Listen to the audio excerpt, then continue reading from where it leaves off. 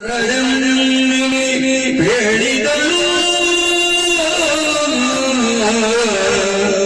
ಲಕ್ಷ ಭಾವದಿ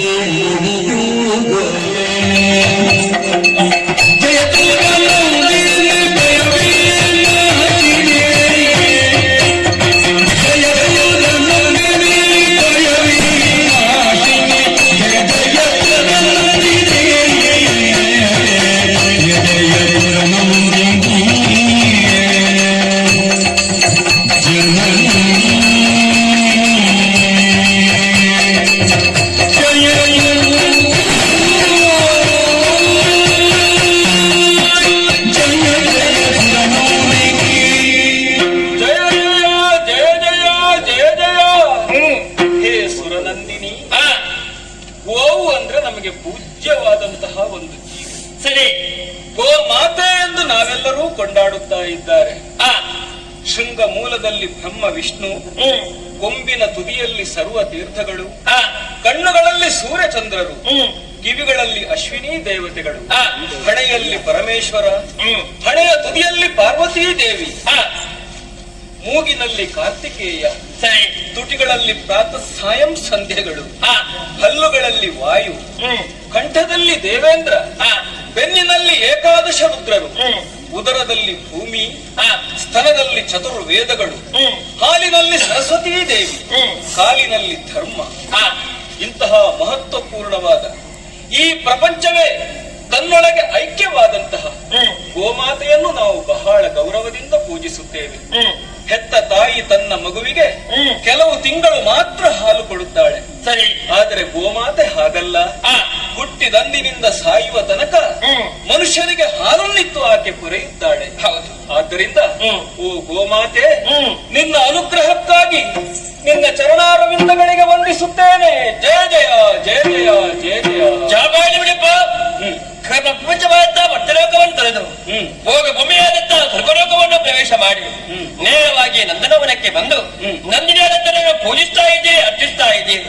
ನಿಮ್ಮ ಪೂಜೆಯಿಂದಾಗಿ ಪ್ರಸನ್ನನಾಗಿದ್ದೇನೆ. ಸತ್ಯ, ಈ ನಂದನವನಕ್ಕೆ ಕೇವಲ ರಸಿಕರು ಮಾತ್ರ ಬರ್ತಾರೆ. ನೀವು ದೇಶಕ್ತಿ ಮಹಿಮೆಯಿಂದಾಗಿ ಸ್ವರ್ಗಲೋಕಕ್ಕೆ ಬರುವುದಕ್ಕೆ ಸಾಧ್ಯವಿಲ್ಲವರು. ಎಲ್ಲಿಗಾಕೆ ಬಂದಿದ್ದೀರಿ? ನನ್ನಿಂದೇನಾಗಬೇಕಾಗಿದೆ? ಎಲ್ಲ ವಿಚಾರವನ್ನು ತಿಳಿಸುವೀರ ನೀವು? ಹೇ ಸುರಭಿನಂದನೆ, ಒಂದು ಮಹತ್ತರವಾದ ಉದ್ದೇಶಕ್ಕಾಗಿ ನಾನು ಇಲ್ಲಿವರೆಗೆ ಬಂದಿದ್ದೇನೆ. ಉದ್ದೇಶವೇ? ಯಾಗವೊಂದನ್ನು ಕೈಗೊಳ್ಳಬೇಕೆಂದಿದ್ದೇನೆ. ಅದು ಸಂಪನ್ನವಾಗಬೇಕು ಅಂತ ಇದ್ದರೆ ನಿನ್ನ ಅನುಗ್ರಹ ಬೇಕಮ್ಮ. ಅದಕ್ಕಾಗಿ ಭೂಲೋಕಕ್ಕೆ ಬರಬೇಕು. ಯಾಕಮ್ಮ ಇಷ್ಟೊಂದು ವಿನೀತನಾಗಿ ನಿನ್ನಲ್ಲಿ ಕೇಳಿಕೊಂಡರು ನೀನು ಮಗದಿರುತ್ತಾ ಇರುವೆಯಲ್ಲ? ಏನು ನನ್ನ ಪೂಜೆಯಿಂದ ಏನಾದರೂ ಅತೃಪ್ತಿ ಆಯಿತೆ? ಖಂಡಿತ. ನಾನು ಎಸಗಿದ ಪೂಜೆಯು ಸರಿಯಾಗಲಿಲ್ಲವೇ? ನನ್ನ ಮಾತು ನಿನಗೆ ಇಷ್ಟವಾಗಲಿಲ್ಲವೇ? ಹೇಳಮ್ಮ, ಏನಾಯಿತು? ಜಾಬೇಲಿ ಬಿಡಪ್ಪ. ನನಗೆ ಮಳೆಗಾಲ ಬಂದ, ಕುಡಿಯುವುದಕ್ಕೆ ನೀರಿಲ್ಲ, ತಿನ್ನುವುದಕ್ಕೆ ಆಹಾರವಿಲ್ಲ, ತೊಡುವುದಕ್ಕೆ ವಸ್ತ್ರವಿಲ್ಲ, ಇರುವುದಕ್ಕೆ ನೆಲೆ ಇಲ್ಲ. ವಿಲವಿಲನೆ ಒತ್ತಾಡಿ ಸಾಯುವವರನ್ನು ಕಾಯುತ್ತೇವೆಂಬಂತ ನಂಬಿಕೆ ಮಾತನ್ನು ನೀಡಿ ನನ್ನನ್ನು ಕೈದುಕೊಂಡು ಹೋಗುವುದಕ್ಕಾಗಿ ಬಂದಿರಾ? ಹೌದಮ್ಮ. ಇದು ಕೇವಲ ನಿಮ್ಮ ಪಾಲಿಗೆ ಭ್ರಮೆ ಅಷ್ಟೇ. ಧರೆಯಲ್ಲಿ ಬರಗಾಲ ಮಾಡುವುದಕ್ಕೆ ಕಾರಣೇಕರ್ತ ಯಾರು? ಧರೆಯ ಮಾನವ. ಎಲ್ಲಿದೆ ಧರ್ಮ? ಎಲ್ಲಿ ನೋಡಲು ಕೂಡ ಅಧರ್ಮವೇ ತಾಂಡ ಮಾಡುತ್ತಾ ಇದೆ. ಧರ್ಮ ಇಲ್ಲದಂತಹ ಪ್ರಪಂಚದಲ್ಲಿ ಬರಗಾಲ ಬರದೆ ಮತ್ತೇನುವುದಕ್ಕೆ ಸಾಧ್ಯ ಉಂಟು ಹೇಳಿ? ಅಮ್ಮ, ತಾಯಿಯ ಮಡಿಲಲ್ಲಿ ಮಲಗಿರುವ ಮಗುವೊಂದು ತನ್ನ ಅಮ್ಮನ ಎದೆಗೆ ಒತ್ತು ಬಿಡುತ್ತದೆ. ಅಮ್ಮನೇನು ಮಗುವನ್ನು ಎತ್ತಿ ಬಿಸಾಡುತ್ತಾಳೆಯೇ? ಇಲ್ಲವೇ ಇಲ್ಲ. ಭೂಮಿಯ ಮನುಷ್ಯರು ತಪ್ಪು ಮಾಡುತ್ತಾರೆ. ಕಾಲದೋಷವು, ಕರ್ಮದೋಷವು, ಪ್ರಮಾದವು, ಅಪರಾಧವು ಇನ್ನೇನೋ ಅವರಿಂದ ನಡೆಯುತ್ತದೆ. ಯಾಕಂದ್ರೆ ಯಾಕೆ? ಅವರ ವಿವೇಕ ಅಲ್ಪವಾಗಿದೆ. ಅವರ ಜ್ಞಾನ ಶಕ್ತಿ ಬಹಳ ಕಡಿಮೆ ಇರುತ್ತದೆ, ಅವರಲ್ಲಿ ಇರುವುದಿಲ್ಲ. ಆದ್ದರಿಂದ ಸಹಜವಾಗಿಯೇ ತಪ್ಪು ಮಾಡುತ್ತಾರೆ. ಮನುಷ್ಯರು ಎಷ್ಟು ಬೆಳೆದರೂ ಅವರು ಪಶುಗಳೇ ಅಲ್ಲವೇ? ಆದ್ದರಿಂದ ಎತ್ತರದ ಸ್ಥಾನದಲ್ಲಿರತಕ್ಕಂತಹ ನಿಮ್ಮಂತವರು ಅವರನ್ನು ಕ್ಷಮಿಸುವ ಮನಸ್ಸು ಯಾಕೆ ಮಾಡಬಾರದು? ಏನು ಮಾಡ್ತಾ ಇದ್ದಾರೆ ಅವರು? ಧರೆಯ ಮಾನವರು ಹೇಗಿದ್ದಾರೆ ಗೊತ್ತೇ? ಹೇಗೆ? ಕೆಲವರು ಸ್ವಾರ್ಥಿಗರು, ಕಾಮುಕರು, ಕುಡುಕರು, ಕಳ್ಳರು, ಸುಳ್ಳರು, ವಂಚಕರು, ಭ್ರಷ್ಟರು. ಇವರೆಲ್ಲ ಇರುವಂತಹ ಧರೆಗೆ ನಾನು ಬರಬೇಕೆ? ನಿಮಗೂ ನಿಮ್ಮ ಭೂಲೋಕ ಜನತೆಗೂ ಇಲ್ಲದರೆ ನಮಸ್ಕಾರ ತಾವು ಹೇಳಬಹುದು. ಪ್ರಪಂಚ ಅಂದ ಮೇಲೆ ಅದೆಲ್ಲ ಇದ್ದದ್ದೇ. ಹ್ಮ್. ರಾತ್ರಿ ಹಗಲು, ಸುಖ ದುಃಖ, ಸಿಹಿ ಕಹಿ ಆ, ಎಲ್ಲವನ್ನೂ ಸಹಿಸಿಕೊಂಡು ಹ್ಮ್. ಇದ್ದುದರಲ್ಲೇ ಸಾಮರಸ್ಯದಿಂದ ಬಾಳಬೇಕಾದ್ದು ಹ್ಮ್. ಎಲ್ಲರ ಕರ್ತವ್ಯ. ಹ್ಮ್. ಅದರಲ್ಲೂ ನೀವು ದೇವತೆಗಳು ಹೌದು. ಭೂಲೋಕದ ಬಗೆಗೆ ಬೊಟ್ಟೆತ್ತಿ ಹ್ಮ್.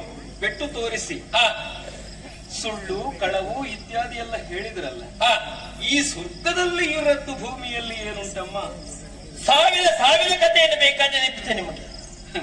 ಒಂದು ಒಂದು ಸಾಕು. ಒಂದು ಕಥೆ ಸಾಕು. ಒಬ್ಬನ ಕಥೆ. ಹಾಗಾದ್ರೆ ಕೇಳಿ. ಸರಿ, ವಿಶಾಲ ಕಾಂತಿ.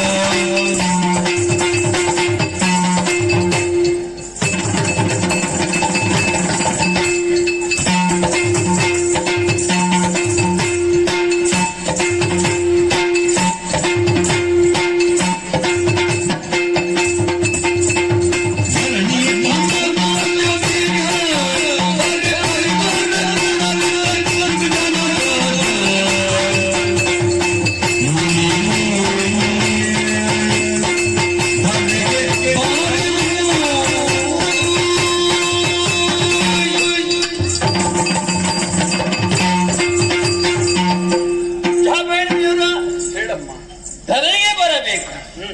ನಿಮ್ಮ ಧರಣಿ ಪಾಲಕರ ಕಥೆ ನಿಮಗೆ ಗೊತ್ತಿಲ್ಲ. ಬೇಕಿದ್ರೆ ನೆನಪಿಸ್ತೇನೆ ನಾನು. ಕಾಂತವೀರಾರ್ಜುನ ಮಹೇಶ್ವತಿ ಚಕ್ರವರ್ತಿಯಾಗಿ ಮೆರೆದವನವನು ಕೃತವರ್ಮನ ಸುತನಾಗಿ ದತ್ತಾತ್ರೇಯ ನಿಶ್ಚೇಷ್ಟನಾಗಿ ಮಹೇಶ್ವತಿಯಲ್ಲಿ ಮೆರೆದು ಮಧ್ಯಾಹ್ನ ಹೊತ್ತಿಗೆ ಬಂದಿದ್ದಿ. ಭಿಕ್ಷೆ ವ್ಯವಸ್ಥೆಯನ್ನು ಮಾಡುವಂತೇಳಿ ಊಟದ ವ್ಯವಸ್ಥೆಯನ್ನು ಮಾಡಿದ್ದು. ಅಂತಿಂತ ಊಟ ಅಲ್ಲ, ಕೃಷ್ಣಣ್ಣ ಭೋಜನವನ್ನೇ ಉಣಪಡೆದಿದ್ರು. ಪುಂಡ ಬಳಿಕ ಪ್ರಶ್ನೆಯನ್ನೇ ಮುಂದಿರಿಸಿದ. ಒಬ್ಬರಲ್ಲ ಇಬ್ಬರಲ್ಲ, ಸಾವಿರಾರು ಮಂದಿ ನಾವು ಇಲ್ಲಿಗೆ ಬಂದಿದ್ದೇವೆ. ಏಕಕಾಲದಲ್ಲಿ ಕೃಷ್ಣಣ್ಣ ಭೋಜನವನ್ನು ಉಣಪಡಿಸಿದ್ರಿ, ಇದು ಹೇಗೆ ಸಾಧ್ಯ ಅಂತ ಕೇಳಿಕೊಂಡಾಗ ಇತ್ತ ವಿಚಾರವನ್ನೇ ನುಡಿದರು.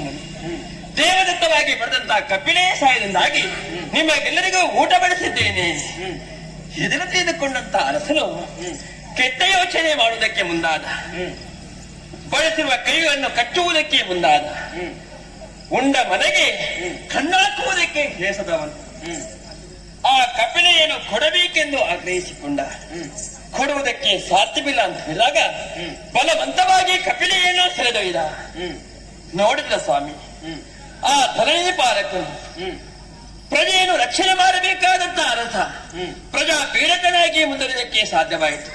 ಮುಂದೆ ಭಾರ್ಗವ ರಾಮನೆಂದಾಗಿ ಹತನಾಗಿ ಹೋದಲ್ಲ. ಅಂತ ಸ್ವಾರ್ಥಗಳಿರುವಂತಹ ಪ್ರಪಂಚಕ್ಕೆ ನಾನು ಬಂದಂತಾದ್ರೆ ನನಗೆ ಗೌರವ ಸಿಕ್ಕುವುದಕ್ಕೆ ಸಾಧ್ಯ ಉಂಟೆ? ಕಾರ್ತವೀರ್ಯಾರ್ಜುನ ತಪ್ಪಿಗೆ ಸರಿಯಾದ ಶಿಕ್ಷೆಯನ್ನು ಭಾರ್ಗವರಾಮ ನೀಡಿದ್ದಾರೆ. ಹೌದು, ಅಲ್ಲಿಗೆ ಅದು ಮುಗಿಯಿತು. ಆ ಬಳಿಕ ನೀನು ಬರಬೇಕಿದ್ರೆ ಅಲ್ಲಿ ಅವನು ಇಲ್ಲ. ಧೈರ್ಯದಿಂದ ಬರಬಹುದು, ಏನು ತೊಂದರೆ ಇಲ್ಲ. ಆಹಾ, ಮತ್ತೆ ಮತ್ತೆ? ಎಷ್ಟೇ ಎತ್ತರಕ್ಕೆ ಏರಿದರು ಸ್ವಭಾವವನ್ನು ಬದಲಿಸುವುದಕ್ಕೆ ಆಗುವುದಿಲ್ಲ. ಕಾರ್ತವೀರ್ಯನ ಸ್ವಭಾವವೇ ಆ ಕೃತಜ್ಞತೆಯಾಗಿತ್ತು. ಅವನು ಹಾಗಿರಲಿ, ಮಾಡಿದ್ದಕ್ಕೆ ಸತ್ತೇ ಹೋದ, ಮಾಡಬಾರದನ್ನು ಮಾಡಿದ, ಆಗಬಾರದ್ದು ಅವನಿಗೆ ಆಯಿತು. ಕೃತಜ್ಞರು ಸ್ವರ್ಗದಲ್ಲಿ ಇರುವಮ್ಮ.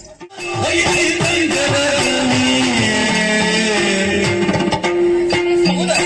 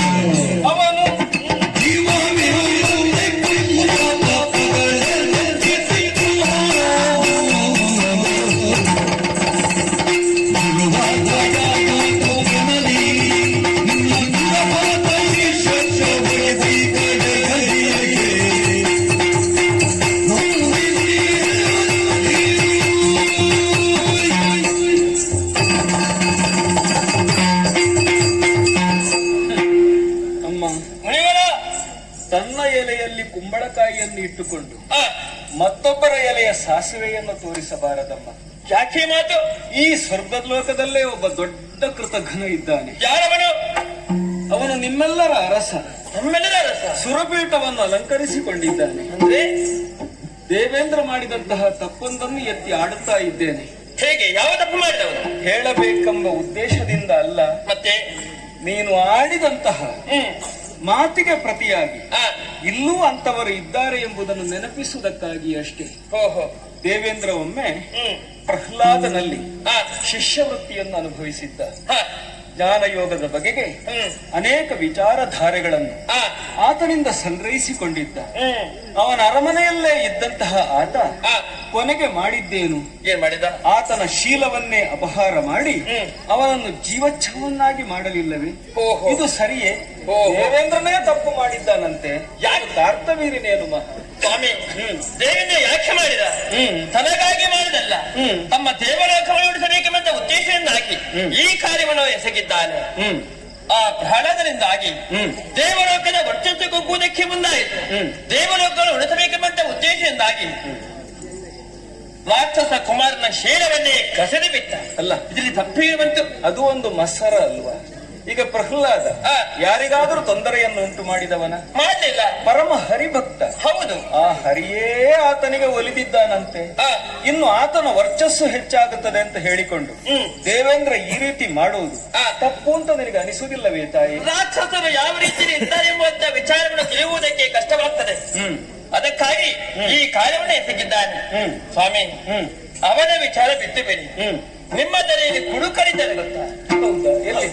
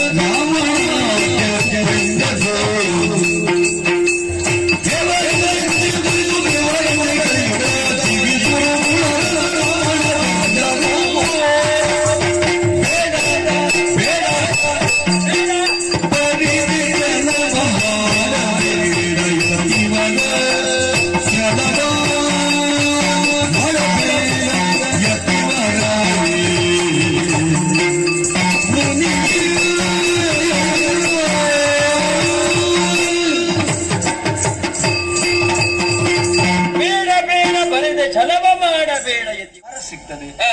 ಎಲ್ಲ ಸಂತೋಷ ತುಂಬಿ ತುಳುಕುತ್ತದೆ ಭೂಲೋಕದಲ್ಲಿ.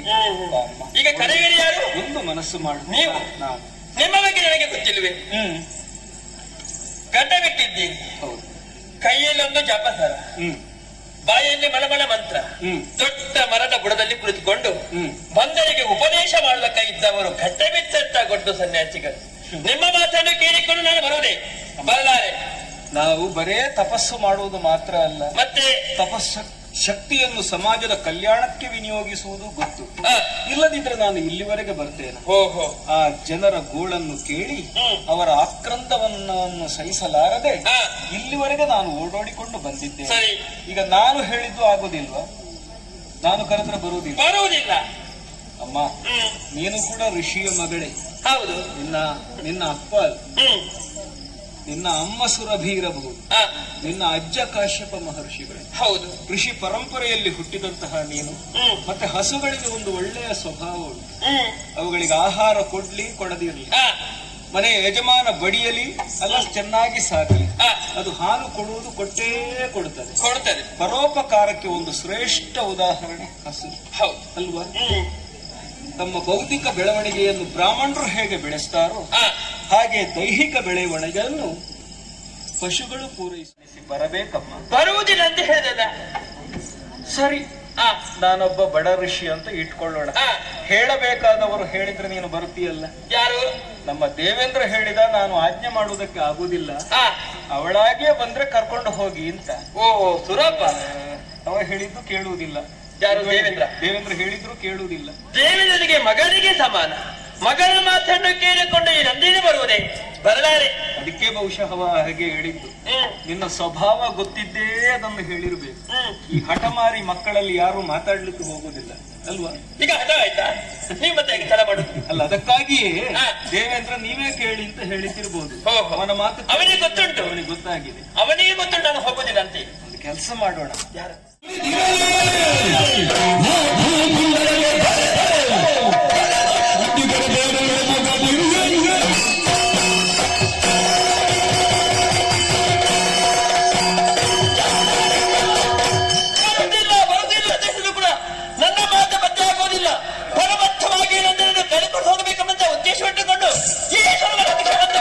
ಪಶುಪತಿಯಲ್ಲಿ ಹೇಳಿಸೋಣ. ಓಹೋ, ನಿಮ್ಮ ಯಾರು? ನಿಮ್ಮ ಪಶುಪತಿ ಅಧಿಪತಿಯಾದ ಪರಶುವನ ಬಂದರೂ ಕೂಡ ಅವನ ಮಾತಿಗೆ ಧಿಕ್ಕಾರ. ನಿಮ್ಮ ತಲೆಯಲ್ಲಿ ಬರೆಗಾರ ಬರಲಿ, ನಾಶವಾಗಲಿ. ಬರೆ ಬರೆ ಬರೆ.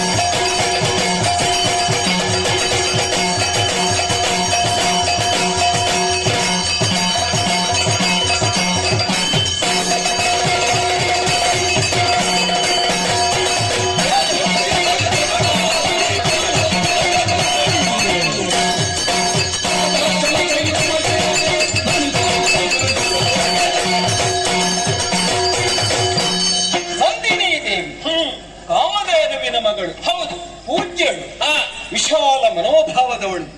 ಭೂಲೋಕಕ್ಕೆ ಬಂದು ಜನರ ಕಷ್ಟವನ್ನು ಪರಿಹಾರ ಮಾಡಬಲ್ಲ ಎಂಬ ನಂಬಿಕೆಯಿಂದ ನಿನ್ನಲ್ಲಿ ವಿನೀತನಾಗಿ ಕೇಳಿಕೊಂಡರೆ ಅಹಂಕಾರವನ್ನು ತೋರುತ್ತಿದ್ದೇನೆ, ಅಹಂಕಾರವನ್ನು ತೋರುತ್ತಿದ್ದೇನೆ. ಭೂಲೋಕದ ಬಗೆಗಳು ನಿನಗೆ ತಿರಸ್ಕಾರ, ಮತ್ತೆ 3 ಮೂರ್ತಿಗಳು ನಿನಗೆ ನಿರ್ಲಕ್ಷ್ಯ, ಋಷಿ ಕುಲಕ್ಕೆ ಅಪಮಾನವನ್ನು ಮಾಡುತ್ತಾ ಇದ್ದೆ. ನಂದಿನಿ, ಭರತ ಖಂಡದ ಪಾವಿತ್ರ್ಯ ನಿನಗೇನು ಗೊತ್ತು?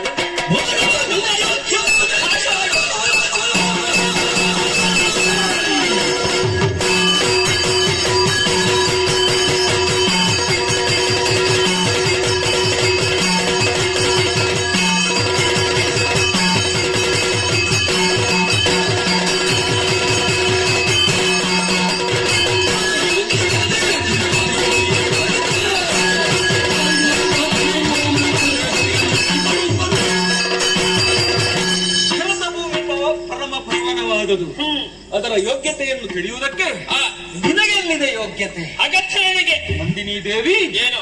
ಅನೇಕ ಋಷಿಗಳು ಮನೀಷಿಗಳು ಆ, ಜನ್ಮವೆತ್ತಿದಂತಹ ಪಾವನ ಕ್ಷೇತ್ರ ಅದು. ಓಹೋ, ಹೆಜ್ಜೆ ಹೆಜ್ಜೆಗೆ ಕಾಲಿಟ್ಟಲ್ಲಿ ಆ, ಪುಣ್ಯ ತೀರ್ಥಗಳಿರುವಂತಹ ಪುಣ್ಯ ಭೂಮಿ ಅದು. ಆ, ಮಾತ್ರವಲ್ಲ, ಮಹಾವಿಷ್ಣು ಅವತಾರವನ್ನು ಎತ್ತುವುದಕ್ಕೆ ಭೂಲೋಕವನ್ನೇ ಆಯ್ದುಕೊಂಡಿದ್ದಾನೆ. ಓ, ರಾಮನಾಗಿದ್ದಾನೆ, ಕೃಷ್ಣನಾಗಿದ್ದಾನೆ, ಆ, ಇನ್ನೇನೆಲ್ಲ ಆಗಿ ಆತ ಭರತ ಖಂಡವನ್ನು ಉತ್ತರಿಸಿದ್ದಾನೆ. ಆ, ಬೇರೆ ಯಾವ ಖಂಡದಲ್ಲೂ ಅಂತಹ ಅವತಾರಗಳಿಲ್ಲ.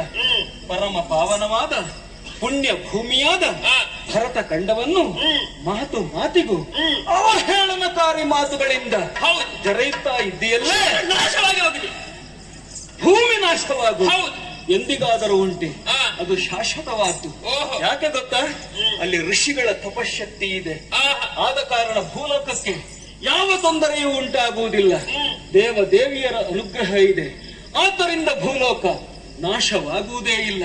ಇದನ್ನೆಲ್ಲ ಅರ್ಥ ಮಾಡಿಕೊಳ್ಳದೆ ಆ, ಅಹಂಕಾರದಿಂದ ಮಾತಾಡುತ್ತಾ ಇರುವೆಯಲ್ಲ.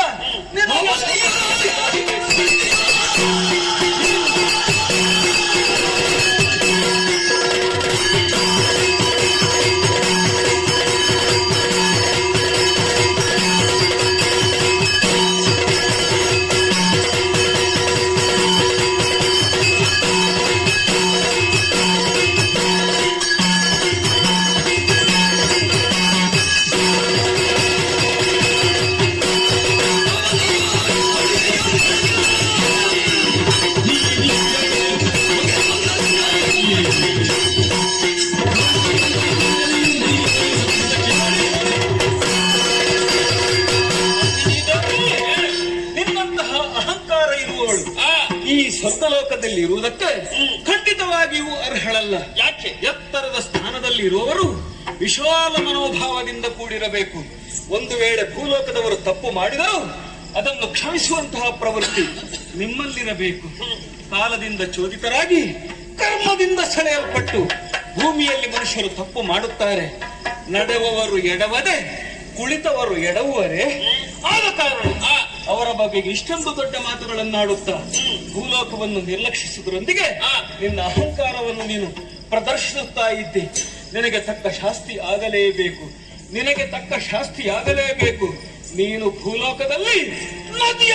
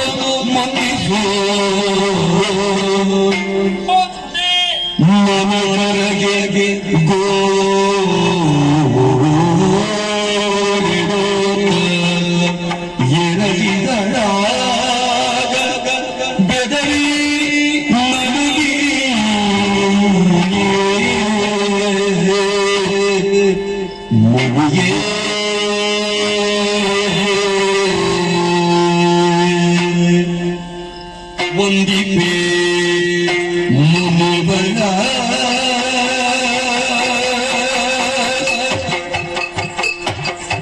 ತವ ಪದ ಗಂಗಟಿ ಮನ್ನಿಗೂ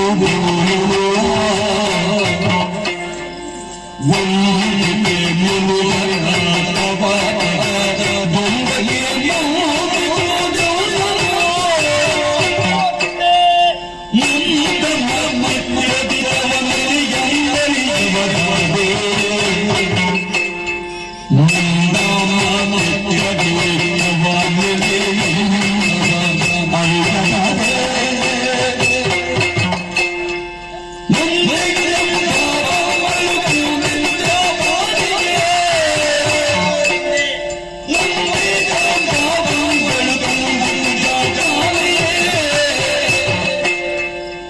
ಕಲಿಕೆಯು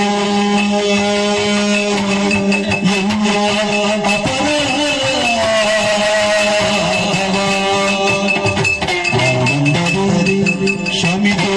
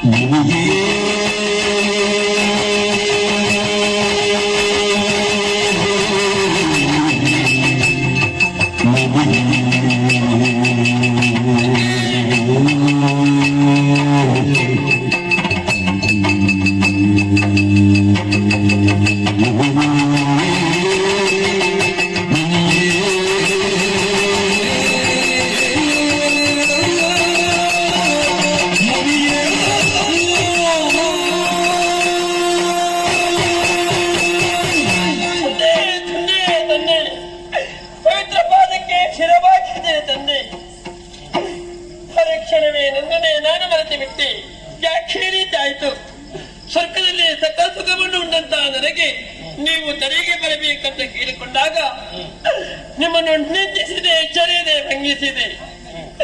ಮುಂದುಕೊಂಡವರು ನೀವು ಉಳಿದ ಶಾಪವನ್ನೇ ಕೊಟ್ಟು ಬಿಟ್ಟಿರಲ್ಲ.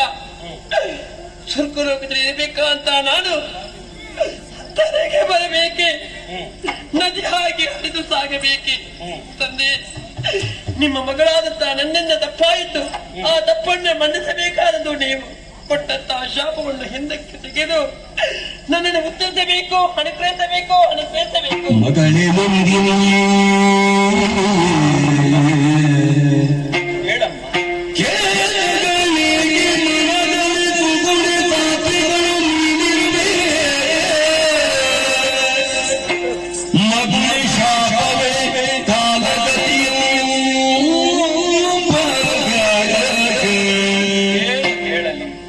ಅದರಿಗೆ ಕಣ್ಣೀರ ಭರತಿಗೆ ಮಗಳೇ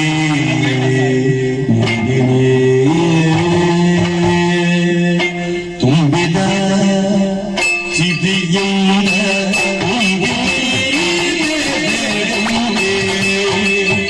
ಪಶುವಾಗಿದ್ದರೂ ಉಗ್ರ ರೂಪವನ್ನು ತಾಳಿದ್ದಿ. ಹುಲಿ ಸಿಂಹಗಳು ಗರ್ಜಿಸಬೇಕೇ ಹೊರತು ಪಶುಗಳು ಗರ್ಜಿಸುತ್ತವೆಯ?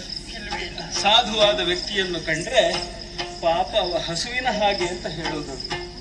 ಆದರೆ ನೀನು ನಿನ್ನತನವನ್ನು ಮರೆತು ಉಗ್ರ ರೂಪಳಾಗಿ ಹೋದೆ. ಈ ಕಾರಣಕ್ಕೆ ನನಗೂ ಸಿಟ್ಟು ಬಂತು. ನೀನು ಶಾಪಗ್ರಸ್ತಳಾದೆ. ಕಾಲವು ವ್ಯಕ್ತಿಯ ಜೀವನದ ಮೇಲೆ ಅಗಾಧವಾದ ಪರಿಣಾಮವನ್ನು ಬೀರುತ್ತದೆ. ಕಾಲ ಚೋದಿತರಾದವರು ಪರಿಸ್ಥಿತಿಯ ಒತ್ತಡಕ್ಕೆ ಮಣಿಯುತ್ತಾರೆ, ಪರಿಸ್ಥಿತಿಯ ಕೈಗೊಂಬೆಯಾಗುತ್ತಾರೆ. ಇದನ್ನೆಲ್ಲ ಯೋಚನೆ ಮಾಡಿದ್ರೆ ಹುಟ್ಟು, ಬೆಳವಣಿಗೆ, ಶಾಸ್ತ್ರಜ್ಞಾನ, ಲೋಕಾನುಭವ, ಸ್ಥಾನ, ಮಾನ ಯಾವುದು ಬೆಳಕಿಗೆ ಬರುವುದಿಲ್ಲ ಅಂತ ಅನಿಸ್ತದೆ. ಕಣ್ಣಿಗೆ ಕಾಣದ ಶಕ್ತಿಯೊಂದು ಕೈ ಹಿಡಿದು ಕುಣಿಸುತ್ತದೆ ಎಂಬುದಷ್ಟೇ ಸತ್ಯವಾಗಿರಬೇಕು. ಇಲ್ಲದಿದ್ದರೆ ಪಶುವಾದ ನೀನು ಉಗ್ರಳಾಗುವುದೆಂದರೇನು? ಸಾಧುವಾದ ನಾನು ಸಿಟ್ಟಿನಿಂದ ಶಾಪ ಕೊಡುವುದೆಂದರೇನು? ಇದೆಲ್ಲ ಕಾಲಚೋದನೆ ಅಂತ ನಾನು ಗ್ರಹಿಸುತ್ತೇನೆ ಅಮ್ಮ. ಭೂಮಿಗೆ ನೀನು ಬರಲೇಬೇಕು. ಯಾಕಂದ್ರೆ ಋಷಿ ಶಾಪ ಯಾವತ್ತೂ ಹುಸಿಯಾಗುವುದಕ್ಕೆ ಸಾಧ್ಯವಿಲ್ಲ. ಇದು ಪ್ರಸಿದ್ಧವಾದ ಮಾತು. ಆನೆಯ ದಂತೆಗಳು ಹೊರಗೆ ಬಂದ ಮೇಲೆ ಮತ್ತೆ ಒಳಗೆ ಎಳೆದುಕೊಳ್ಳುವುದಕ್ಕಾಗುತ್ತದೆ? ಹಾಗೆಯೇ ನಾವೆಲ್ಲ ಮಾತು ಆಡಿದ ಬಳಿಕ ಅದನ್ನು ಹಿಂದೆ ತೆಗೆದುಕೊಳ್ಳುವುದಕ್ಕೆ ಆಗುವುದೇ ಇಲ್ಲ. ನೀನು ಭೂಲೋಕಕ್ಕೆ ಬರಲೇಬೇಕು. ಶಾಪದ ರೂಪ ಹೇಗೆ? ಆದರೆ ಶಾಪಗ್ರಸ್ತೆಯಾಗಿ ನಿನ್ನ ಬದುಕು ಹಾಳಾಗುವಂತೆ ಮಾಡುವ ದುಷ್ಟ ಮನಸ್ಸಿನವ ಈ ಜಾಬಾಲಿ ಅಲ್ಲ. ನಿನ್ನ ಜೀವನಕ್ಕೂ ಒಂದು ಉಜ್ಜೀವನವನ್ನು ಒದಗಿಸಬೇಕು. ಅಮ್ಮ, ನೀನು ನದಿಯಾಗಿ ಭೂಲೋಕಕ್ಕೆ ಬಾ. ನೀರಿಗೆ ಜೀವನ ಎಂದು ಹೆಸರು. ಬೆಟ್ಟದ ತುದಿಯಲ್ಲಿ ಹುಟ್ಟಿದಂತಹ ಜೀವನ ಹರಿಯುತ್ತಾ ಹರಿಯುತ್ತಾ ಸಮುದ್ರವನ್ನು ಸೇರುತ್ತದೆ. ಈ ಕಾಲಘಟ್ಟದಲ್ಲಿ ತನ್ನ ಇಕ್ಕೆಲಗಳು ಸಸ್ಯ ಶ್ಯಾಮಲೆಯಾಗಿರುವಂತೆ ಮಾಡುತ್ತದೆ. ಆ, ಬಾಯಾರಿ ಬಂದವರ ಬಾಯಾರಿಕೆಯನ್ನು ನೀಗುತ್ತದೆ. ಹ್ಮ್. ಅನೇಕ ಜಲಚರಗಳಿಗೆ ಆಸರೆಯನ್ನು ಒದಗಿಸುತ್ತದೆ. ಹೌದು. ಏನದರ ಅರ್ಥ? ಏನದು? ಜೀವನ ಎಂಬುದು ಆ. ಪರೋಪಕಾರಕ್ಕಾಗಿ ಇರಬೇಕೇ ಹೊರತು ಹ್ಮ್. ಸ್ವಾರ್ಥಕ್ಕಾಗಿ ಅಲ್ಲ. ಸತ್ಯ. ನಿನ್ನ ಈ ಕಥನದಿಂದ ಜಗತ್ತು ಅಂತಹ ಒಂದು ಪಾಠವನ್ನು ಕಲಿಯಬೇಕು. ಆ, ಎಲ್ಲವನ್ನು ಸ್ವಾರ್ಥದಿಂದ ಕಟ್ಟಿಡುವುದಲ್ಲ, ಹ್ಮ್. ಪರಾರ್ಥಕ್ಕಾಗಿ ತನ್ನನ್ನು ಸಮರ್ಪಿಸಿಕೊಳ್ಳಬೇಕು. ಆ, ನೀನು ನದಿಯಾಗಿ ಬಾ, ಹ್ಮ್. ತುಂಬಿ ಹರಿ. ಆ, ನಿನಗೊಂದು ಸನ್ನಿಧಾನವನ್ನು ನಾನು ಕೇಳುತ್ತೇನೆ. ಯಾವುದದು? ಯಾಕೆ ಗೊತ್ತುಂಟಾ? ಆ, ಬ್ರಹ್ಮ, ವಿಷ್ಣು, ಮಹೇಶ್ವರ ಆ, ಇವರು ಯಾರೂ ನನ್ನ ಶಾಪವನ್ನು ಪರಿಹಾರ ಮಾಡುವುದಕ್ಕೆ ಶಕ್ತ.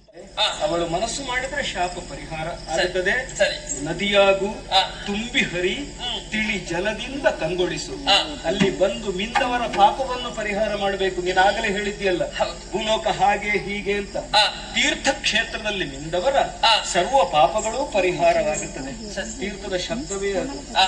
ತೀರ್ಯತೆ ಅನೇನ ಇತಿ ತೀರ್ಥ ಆ. ಭವಸಾಗರ ತರಣೋಪಾಯ ಓಹೋ. ಇತ್ಯರ್ಥ. ಹ್ಮ್. ಆದ್ದರಿಂದ ಪಾವನ ತೀರ್ಥವಾಗಿ ಆ. ಸರ್ವ ಜನರ ಪಾಪವನ್ನು ಪರಿಹರಿಸುತ್ತಾ ಹ್ಮ್. ಸರ್ವ ಮಂಗಳೆಯಾಗಿ ಆ. ಸರ್ವ ಮಂಗಳೆಯಾದಂತಹ ಮಹಾಮಾತೆಯ ಸನ್ನಿಧಿಯಲ್ಲಿ ಹ್ಮ್. ನಿನ್ನ ಜೀವನವನ್ನು ಜೀವನಗೊಳಿಸು. ಆ. ನಿನಗೆ ಶುಭವಾಗಲಿ. ಸರಿ. ಮಣಿಗಳ ಮಾತನ್ನು ಕೇಳುವಾಗ ಹೇಳಿಕೊಂಡೆ ನಾನು, ನೋಡಬಾರದೆ ದೇವತೆಗಳೆಲ್ಲರೂ ಕೂಡ ನಿರಂತರಾಗಿದ್ದಾರೆ. ಶಾಪಗ್ರಸ್ತರಾದಂತಹ ನಂದಿನಿ ಈ ದೇವಲೋಕವನ್ನು ತೊರೆದು ಮತ್ತಿಲೋಕಕ್ಕೆ ಸಾಗುತ್ತಾ ಇದ್ದಾರೆ. ಎಲ್ಲರೂ ಕಣ್ಣೀರು ಸುರಿಸುತ್ತಾ ಇದ್ದಾರೆ. ದೇವತೆಗಳಿಗೆ ಕೈ ಮುಗಿದು ಬಿಡ್ತಾ ಇದ್ದೇನೆ. ನನ್ನ ಮಾತೆ ಕಾಮದೇನು ಬಂದು ನನ್ನ ಮಗಳಾದಂತಹ ನಂದಿನಿ ಹೋಗಿದೆ ಅಂತ ಕೇಳಿಕೊಂಡಾಗ ಅವರಿಗೆ ಸಮಾಧಾನದ ಮಾತನ್ನು ಹೇಳಿ ಎಲ್ಲರೂ ನನಗೆ ಆಶೀರ್ವಾದ ಮಾಡಿ ಮುಂದನಿಗೆ ಬಾಕಿ ಇದೆ ಅಂತಾದ್ರೆ ಖಂಡಿತವಾಗಿ ಈ ಸ್ವರ್ಗಲೋಕಕ್ಕೆ ಬಂದೇ ಬರುತ್ತೇನೆ. ನಿಮ್ಮೆಲ್ಲರ ಆಶೀರ್ವಾದ ಹೇಳಿ ಮುನಿಗಳಿದಂತಹ ಮಾತಿನಂತೆ ಈ ದೇವಲೋಕವನ್ನು ತೆಗೆದು ನೇರವಾಗಿ ಧರೆಗಿರುತ್ತೇನಂತೆ ಧರೆಗಿರುತ್ತೆ.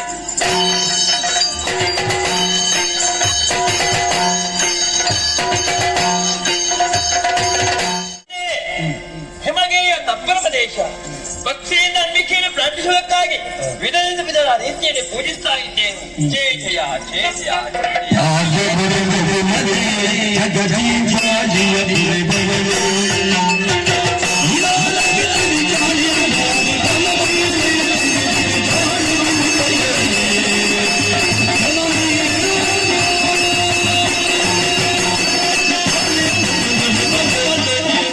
ಸರ್ವಮಂಗಲ ಮಂಗಲೇಶ್ವರಿ ಸರ್ವಾರ್ಥ ಸಾಧಕಿ ಶರಣಿ ನಿಯಮಕ್ಕೆ ಬದಲಾಗಿ ವಂದಿಸಿಕೊಳ್ತಾ ಇದ್ದೆ. ನಿನ್ನ ಮಗಳ ನಂದಿನಿ ಇಲ್ಲಿ ಬರುವುದಕ್ಕೆ ಬಲವಾದಂತಹ ಕಾರಣ ಉಂಟು. ಏನು? ದೇವಲೋಕದ ಇರುವಂತಹ ಸಂದರ್ಭದಲ್ಲಿ ಚಾಪಾಟಿ ಮಣಿಬ್ಬರು ಬಂದರು. ನನಗೆ ಬರೆಗಾಲ ಬಂತು ನೀನು ಬರಬೇಕು ಅಂತ ಕೇಳಿಕೊಂಡಾಗ ಅವರ ಮಾತನ್ನು ಧಿಕ್ಕರಿಸಿದೆ. ನೊಂದುಕೊಂಡ ತವರನಿಗೆ ಶಾಪವನ್ನೇ ಕೊಟ್ಟಿದ್ದಾರೆ. ಶಾಪದ ರೂಪವನ್ನು ಪಡೆಯಬೇಕಂತ ಕೇಳಿಕೊಂಡಾಗ ನಿನ್ನನ್ನು ತೋರಿಸಿಕೊಟ್ಟಿದ್ದಾರೆ. ನಿನ್ನ ಮಗಳಾದಂತ ನನ್ನನ್ನು ಉತ್ತರಿಸಬೇಕು, ಅನುಗ್ರಹಿಸಬೇಕು.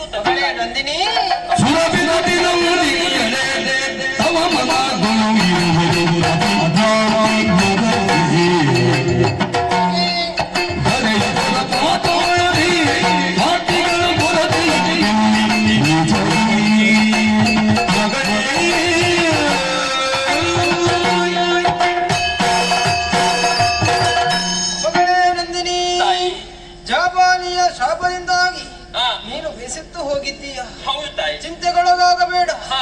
ಅವನ ಶಾಪದಂತೆಯೇ ನೀನು ನದಿಯಾಗಿ ಹರಿಯಲೇಬೇಕಾದಂತಹ ಸಂದರ್ಭ ನಿನಗೆ ಒದಗಿ ಬಂದಿದೆ. ನದಿಯಾಗಿ ಆದ್ದರಿಂದ ಆಗಬೇಕು. ಚಿಂತಿಸುವಂತ ಅಗತ್ಯವಿಲ್ಲ. ಆ, ಭೂಲೋಕಕ್ಕೆ ಹೋಗು. ಆ. ಮಾನವರನ್ನು ಸಂಕಷ್ಟಗಳನ್ನು ಪರಿಹರಿಸುತ್ತಾ ನಂದಿನಿ ನದಿಯಾಗಿ ನೀನು ಹರಿಯಬೇಕು. ಆ, ನೀನು ಹರಿಯುವ ನದಿಯಲ್ಲಿ ಆ. ನಿನ್ನ ಕಟಿ ಪ್ರದೇಶದಲ್ಲಿ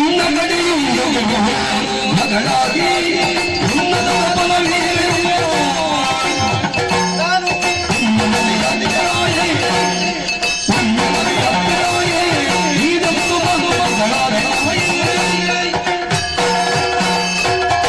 ಮಗಳೇ ನಂದಿನಿ, ಅಮ್ಮ. ನೀನು ಹರಿಯುತ್ತಿರುವಂತಹ ಸಂದರ್ಭದಲ್ಲಿ ಆ. ಮುಂದಕ್ಕೆ ನಿನ್ನ ಕಟಿ ಪ್ರದೇಶದಲ್ಲಿ ಆ. ನಾನು ನಿನ್ನ ಮಗಳಾಗಿ ಜನಿಸುವವಳಿದ್ದೇನೆ. ಹೌದೇ? ಆದ್ದರಿಂದ ಆ. ನದಿಯಾಗಿ ಹರಿದು ಲೋಕಕ್ಕೆ ಮಂಗಳವನ್ನುಂಟು ಮಾಡುವ ಜಯ ಜಯ ಜಯ ಜಯ ಜಯ ಜಯ.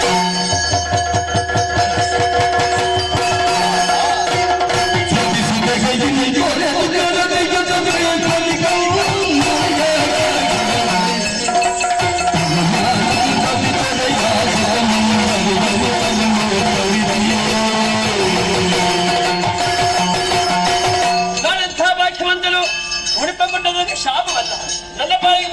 ಭಾವಿಸಿಕೊಂಡಿದ್ದೇನೆ.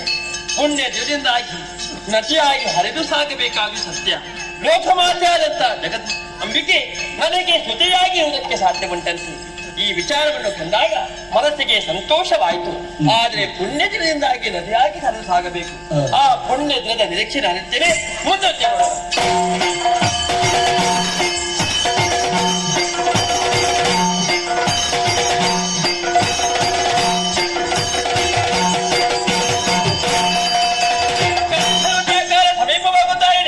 ಪುಣ್ಯ ದಿನ ಎಂದು ಮುಂದೆ ಮುಂದೆ ಮುಂದೆ ಮುಂದೆ ಸಾಗುತ್ತಾ ಬಂದಿದ್ದೇನೆ. ಕಾಣುತ್ತಾ ಇದೆ ಕನಕಾಗಿರಿ. ಆ ಕನಕಾಗಿರಿ ಹತ್ತುತ್ತೇನೆ ಕೇಳ್ತೀನಿ.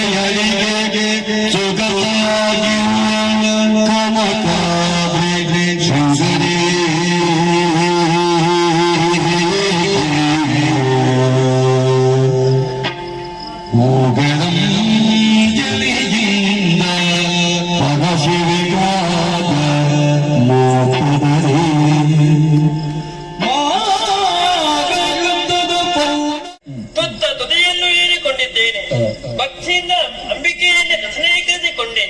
ವಿಧ ವಿಧದ ಸೌಮ್ಯದಿಂದಾಗಿ ಅರ್ಚಿಸಿದೆ, ಮೆಚ್ಚಿಸಿದೆ. ಮನಸ್ಸಿಗೆ ಸಂತೋಷವಾಯಿತು. ಇವತ್ತು ಪುಣ್ಯ ದಿನ, ಮಾಘ ಶುದ್ಧ ಪೌರ್ಣಿಮೆ ದಿನ. ಶುಭ ದಿನದಿಂದಾಗಿ ನದಿಯಾಗಿ ಹರಿದು ಸಾಗಬೇಕಾದ ನನ್ನ ಕರ್ತವ್ಯ. ಬರಗಾಲ ಬಂದದನ್ನು ನೀಗಿಸುವುದಕ್ಕೆ ನನ್ನದೇ ಅರ್ಥ ನಾನು ನದಿಯಾಗಿ ಹರಿದು ಸಾಗಬೇಕಾಗಿದೆ. ಅದಕ್ಕಾಗಿ ನದಿಯಾಗಿ ಹರಿದು ಸಾಗುತ್ತೇನೆ, ನದಿಯಾಗಿ ಹರಿದು ಸಾಗುತ್ತೇನೆ, ನದಿಯಾಗಿ ಹರಿದು ಸಾಗುತ್ತೇನೆ.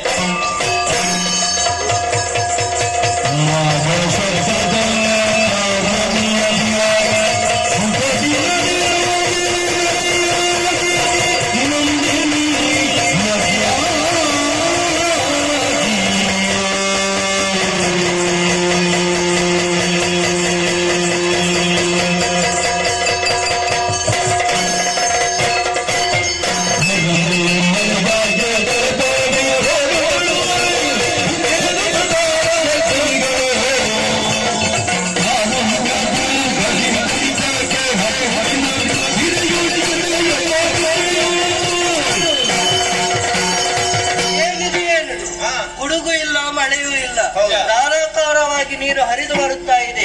ನಮ್ಮಲ್ಲಿಯೇ ಚರ್ಚಿಸುವುದು ಸರಿಯಲ್ಲ, ಗುರುಗಳಲ್ಲಿಯೇ ಕೇಳಬೇಕು.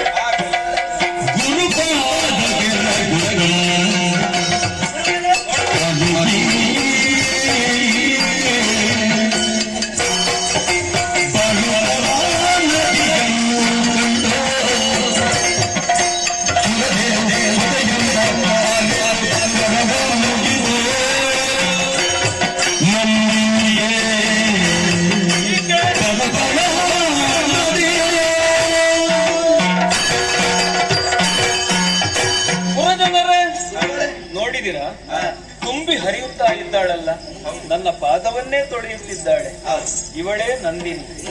ನನ್ನಿಂದ ಇವಳೇ ನಂದಿನಿ ಪುಣ್ಯ ಜಗದೀಯ ಜಗ.